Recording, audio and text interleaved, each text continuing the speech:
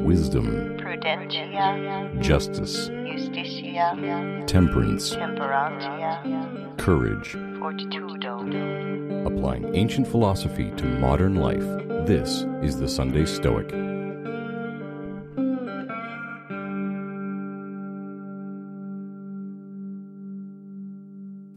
Welcome to the Sunday Stoic podcast. This is Steve coming to you from Conway, Arkansas, and this is my second recording of this episode because something went horribly wrong in the upload and I was double-tracked. So some things are in our power. Probably this was something I could have fixed, but I didn't catch it. I don't have an editor. I put things together, I upload them, and sometimes I fail miserably. So thanks for hanging in there with me. We're going to continue our discussion of Book 10 of the Meditations this week. And as per usual, Marcus is rehashing his beliefs, his training, repeating them to himself, rephrasing them, making his studies part of himself and a deeper part of himself with every reiteration. This week, Marcus is going to focus on a few themes. One, the importance of following nature, following the divine nature of the cosmos. He is going to talk about the importance of unseen forces, once again tying back to the nature of the cosmos, things that we can't see, but we can see. We can't see the divinity of the cosmos, but we can see its actions as plain as day, according to Marcus. And lastly, he's going to remind himself that you could live forever, but it would be pretty boring because you're going to see the same stuff every single day. So if you've lived for 40 years, you've seen everything there is to see. There's no sense in worrying about sticking around longer. The Meditations of Marcus Aurelius, Book 10, number 25. He that runs away from his master is a fugitive. Now the law is every man's master, and therefore he that transgresses it is a deserter. And all those that are dissatisfied, angry, and uneasy, desire that something, past, present, or future, should not be of that which was appointed by the ruler of all, which is justice, and which gives everyone his due. Thus, he who is dissatisfied, or angry, or uneasy, is a deserter. Number 26. A man deposits seed in a womb, and then another cause takes it and works on it, and makes a child. What a thing from such a material! Again, the child passes food down its throat, and again another cause takes it and makes perception and motion, life and strength, and other things, both many and strange. Observe then the things that are thus produced in darkness, and recognize the power, just as we perceive the power which carries things upwards and downwards, not with the eyes, but no less plainly. Number 27. You will do well to remember that the world is just as it was formerly, and will go on as at the same rate. If you either dip into history or recollect your own experience, you will perceive the scenes of life strangely uniform, and nothing but the old plays revived. Take a view of the courts of Hadrian, Antonius Pius, of Philip of Alexander, or Crassus, and you will find the same entertainment, only the actors are different. He that runs away from his master is a fugitive. So remember, according to the Stoic concept of the way the cosmos works, is that God is immanent in all things. God is the spirit of nature. It's like the soul of nature. And there's reason there. And so that reason causes the chain of fate that we all experience, or it's somehow tied to it.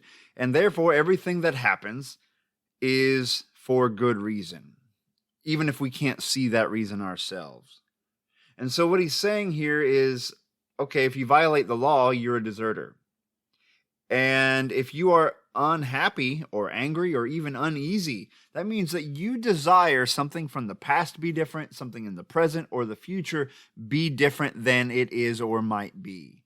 And if that is the case, you are not happy with the way the universe is being governed. Therefore, you yourself are a deserter. That's a little easier to swallow if you practice sort of a traditional stoicism, but of course you could flip it around and say the way things are the way things are, and you have to accept that. Wishing they were something else doesn't get you anywhere. It makes you uneasy. It makes you unhappy. And there's no point in chasing unreal circumstances. Follow the facts, not wishes. The second reading is about kind of an understanding of nature, seeing the divine in all things, I believe is what he's getting at here. A man deposits seed in a womb and it grows into a child. We don't have to do anything. It just happens. A child chews on a sandwich and swallows it. And then again, what to them must seem like magic happens, and the food is digested and it turns into growth, into life, into energy and strength. How unusual, how strange. And we have no conscious effort in this process. And therefore, he says, bear in mind, this happens everywhere. This is how the universe runs. All these things occur around us, evidence of the miracles of life, let's say. So I think this one's all about awe and wonder, something that anyone can take advantage of, and something we often neglect: the awe and beauty and wonder of nature, the miracle that we are alive, that we are here, that our ancestors survived the asteroid that killed the dinosaurs, that our ancestors survived the massive extinction event at the end of the Paleozoic, that life formed on this planet at all. All these forces, these unknown forces, some of which we understand, much we do not yet understand. Doesn't matter, but how amazing is it? How beautiful is the view out your window right now? How wonderful it is to be alive. This power that we can see and that power that we cannot see. And then lastly, the world always goes on. It does the same thing. Humanity is humanity.